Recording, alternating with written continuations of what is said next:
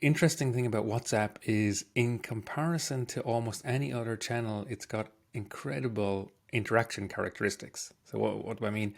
So there are over 2 billion WhatsApp users, and astonishingly 70% of them use it every day, which is pretty much unparalleled compared to any other channel. And more importantly is the way they use it. 99 point something percent of messages are read really fast, and a very high percentage are answered really fast. And I think most of us know this, that there's a certain way you use WhatsApp, which is that you tend to answer quickly with short answers, and the expectation is somebody's going to come back to you quickly. You can watch TikTok for a while and you'll see loads of videos about people complaining about their mother answering slowly. And there are exceptions, of course. My son takes a long time, my teenage son takes a long time to answer messages from me, but I think he's a lot faster when his friends write to him. And one of the reasons why they have these response and interaction characteristics that are so powerful is that, of course, it's a messaging app that you use all the time with push notifications on by default. Which, there's, as a business, if you try and get your consumers to use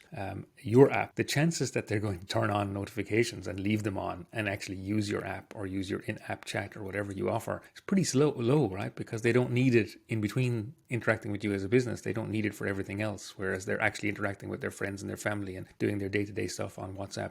So it's the sort of the user is choosing to use it that frequently.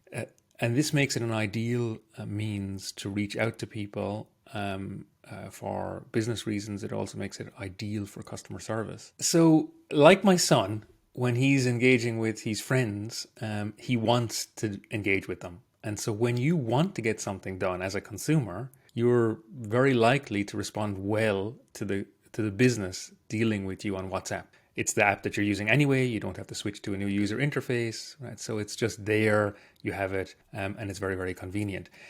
It has one or two other huge advantages. So in many cases, you need to do a rich interaction. So you need to send media to the person.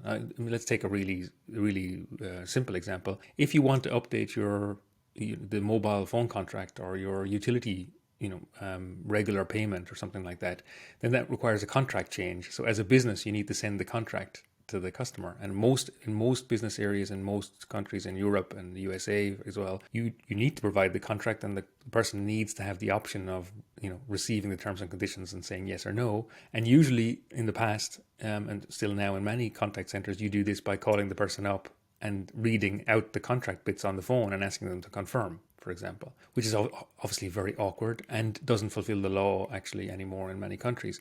So instead on WhatsApp, you send the contract on WhatsApp with yes, no buttons on it. And of course you can send this rich media, and you can have an over and back interaction about that and then close the contract.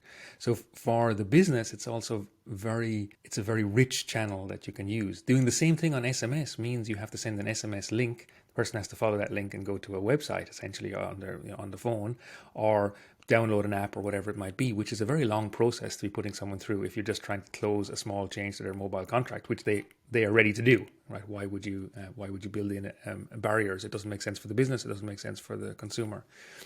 So I think, and this is something that's hard to do in almost any other channel, and this is the reason why WhatsApp is being used increasingly for sales interactions or supporting sales interactions like that, also for customer service interactions. And we're seeing that every day. We're deploying these for our customers in contact centers all the time because of all of these advantages.